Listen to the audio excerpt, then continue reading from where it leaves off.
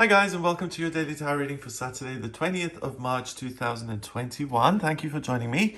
I'm going to use the Wild Unknown Tarot for today's reading.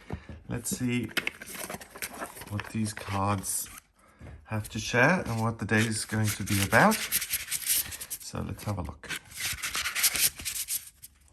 First card is the Eight of Cups in reverse. I love that card. Then we have the Two of Pentacles. And finally, Judgment. Okay, so let's see. So the Eight of Cups is a card that says sometimes things are great in life, but you have this sense that something isn't quite right. So something doesn't quite sit well with you, and you have a feeling that you need to move on and that there are bigger and better things out there for you. But it can often feel like you are between a rock and a hard place because you have all these good things in your life. So let's say you have a wonderful relationship and you've got a car and you've got your health, you've got, I don't know, let's say certain hobbies that you love and adore, and you're in an area that you are able to do those things and your life works really well. And deep down you feel like, okay, with all that said and done, I'm still not happy. The relationship isn't quite what I wanted it to be. I always wanted to live somewhere tropical, for instance. So it's really difficult sometimes to suss out, because am I being ungrateful? Should I just accept what is and say thank you for the good stuff and accept the fact that I'm kind of settling in certain areas? And if something doesn't sit right, in my experience, that's your higher self speaking to you. That's your kind of conscience saying, do you know what, it may look good on paper, but it just isn't for you. It may be great for someone else, but you have another mountain to climb and you have other things to experience on the other side of that mountain. So because there's a lack of certainty, it feels very daunting to say I'm walking away from this for the sake of something better that I have no guarantee is going to even come into my life. But the card really speaks to that fundamental place inside of you that says, do you know what, I know this is maybe not going to be the easiest, but I owe it to myself to at least look and try. So that gives you a sense of I can. It gives you a sense of optimism and hope for the future. And it really allows you to let go of things that usually you would cling on to. So if you have problems with codependent relationships, for instance, and because this is cups, water, relationships, feelings, love, I particularly get that if you are in a relationship that you're in because it's convenient, or because it was arranged, or it provides you with financial security, and you find it really difficult to move on from a situation like that. And it can often be very difficult to just move on from a situation like that practically, let alone emotionally. And that can seem like this insurmountable task, because often in relationships, it's like, okay, I'll get myself out of this, but then what I'm facing is being alone. And that's something else that you then have to look at, and that can be daunting because a lot of people don't like being alone. So the card says there's an opportunity to let go of things that don't work and that you've rationalized and settled for. And you have the strength and the ability to climb another mountain, as Julie Andrews would say, climb every mountain, and to yodel your way up to the top and to spin around once you're at the top of the mountain. Two of Pentacles means that you can handle what's going on. So even if things are challenging because you have to make difficult choices, you're way ahead of the game here. You can handle anything that comes your way. You're on top of things. You can see a practical way out, and you believe in the goodness of your life, that something magical can and will happen. And you get this amazing sense. These cards work really well together because it's like, I have to get there. And why do you have to get there? Because I feel deep down in my gut that things could be better and I could get to something I've never experienced. Now, you could argue, if you've never experienced it, how do you know it's going to be better? Because we all have this knowing inside of us that we kind of feel, I think, what's coming up for us. And when something good's coming your way, I think your inner self kind of reaches out to that positive circumstance, and they kind of meet spiritually before they meet in the real world. So you may see yourself or feel like you're a caterpillar waiting to turn into a butterfly and waiting to enjoy the good things in your life. Like just as a really banal example, a caterpillar is this little thing that's in the bushes all the time. It doesn't get much attention, right? So it goes about its business, eats some leaves. By the time it comes out of the cocoon and becomes a butterfly, people want to collect it because you're so beautiful. It's like it gets so much attention, and just by changing its nature, it changes its whole experience on planet Earth. And not only can you handle what's on your plate, you can walk away from the things that you no longer desire, and you can devote yourself to things which are going to be transformative and which put you in your best possible light and which make your life the kind of life you want to live. So put your feelers out and sense what's coming your way, and really be encouraged by these cards, because no obstacle is big enough to keep you from reaching your truth, really, and reaching your true state of being. And that's because you have this amazing stamina and belief in something good and hope for the future. But then also we have the Judgment card, and the Judgment card is the 20th card of the Major Arcana, so it's a big theme, and it's just before the World card. It's that it's before you get to a point of completion, you have a moment of awakening. And it's so interesting that I never really thought about it like this. Wow. You go through the Fool's Journey. The Major Arcana is 21 cards. It starts with 0 or ends with 0, whichever way you put it. Then it's 1 through to 21.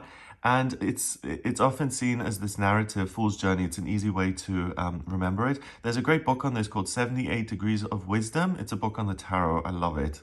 It's a great book. So the Fool, then he comes into life. Then he has a mother, father, institutions, love, etc. And he goes and has all these experiences. So it's interesting that by the time you get to the 20th card, you have this moment of enlightenment, kind of God descends and finds you, and you have a visitation and things open up. And then the next card is the World, completion. So really, the story ends when you wake up and when you're enlightened and when you realize that your journey is only going to get you so far, quite literally in the tarot, to number 19. And if you want to get to the end, you have to have some sort of spiritual awakening. And then the next card, immediately after, you're done. So it really negates the whole journey in a way, because you could just go from 0 to Judgment, ta-da, enlightened, and save yourself the whole trip. But that's, I guess, the mystery of being alive. Why do we go through the whole trip if we could just, bing, wake up and realize our truth? And I suppose, yes, I'm being told that planet duality is all about weaving the two together, your spiritual nature and having the opportunity here on this weird planet to kind of make a dent in it. Imagine you're like a cosmic traveler, okay? Which you are. You're an eternal spiritual being. And there are an unlimited number of planets around. You've just stopped off on planet Earth. Imagine this is your only time here. And for the next 100,000 millennia, you're going to be hopping around on other planets. It'd be a good, I mean, I know when you framed something like that, it makes it easy to kind of say, okay, I'll do something. You know, it's like when you're calling a friend and you complain, it's like, oh, my life is just so awful. And they're like, well, you know, think about all those poor people in the war zone right now and what they're going through. It's always like, well, of course, if you put it in that such extreme perspectives, things are going to look different. So, okay, I'll do something.